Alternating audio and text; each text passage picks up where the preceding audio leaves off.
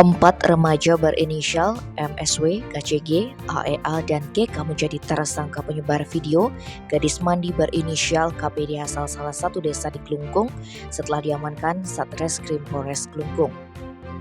Namun dua tersangka KCG dan GK tidak ditahan lantaran usianya masih di bawah umur. Dalam merilis kasus Jumat 17 Juni di Mapores Klungkung, Kapolres Klungkung AKBP Imade Danuardana menjelaskan video itu sengaja dibuat oleh tersangka MSW dengan cara melakukan perekaman layar handphone saat panggilan video bersama korban KPD yang akan mandi. Saat itu antara tersangka dan korban sepakat mandi bareng dan saling menunjukkan lewat panggilan video. Maksud tersangka merekam video call tersebut supaya video berdurasi 3 menit 26 detik itu bisa ditonton di kemudian hari. Namun korban yang kini berstatus mantan pacar itu tidak tahu kalau dirinya direkam. Sekitar awal Mei 2022, seorang gadis berusia 16 tahun berinisial KCG melihat-lihat isi galeri handphone tersangka MSW.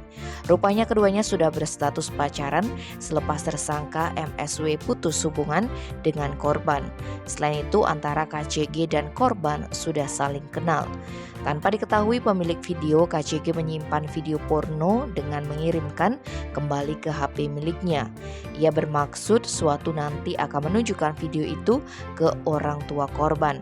Namun bukannya menjaga, video itu justru disebar lagi ke temannya AEA atau tersangka. Tersangka AEA ini juga usil dengan mengirimkan video itu ke pacarnya berinisial GK. Sampai di tangan GK inilah video layak sensor itu tersebar luas di masyarakat gara-gara terkirim secara berantai di grup pesan WhatsApp. AKBP Danuardana mengatakan keempat tersangka diduga melanggar pasar tentang informasi transaksi elektronik dengan ancaman hukuman 6 tahun penjara dan denda 1 miliar rupiah. Tim Bali Express melaporkan.